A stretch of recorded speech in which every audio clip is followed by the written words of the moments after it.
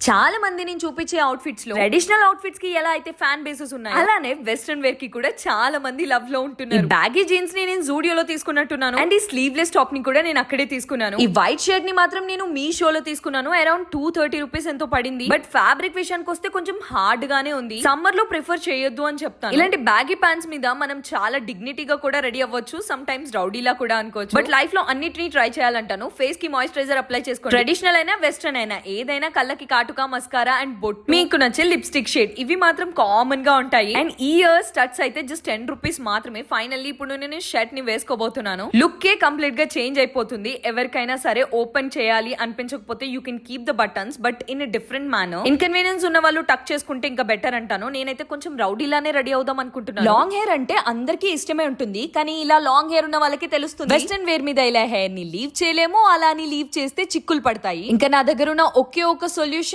అది క్లిప్ మాత్రమే. హ్యాపీగా ఫోల్డ్ చేసి దానికి ఒక ఫ్లక్కర్ ని పెట్టేశాను. వెస్టర్న్ వేర్ అన్నా లేదా జీన్స్, డెనిమ్స్ లాంటివి ఏం వేసుకున్నా సరే షూస్ ని ప్రిఫర్ చేయమంటా. ఎనీవేస్ రేపు ఒక కొత్త అవుట్ఫిట్ తో కలుసుకుందాం.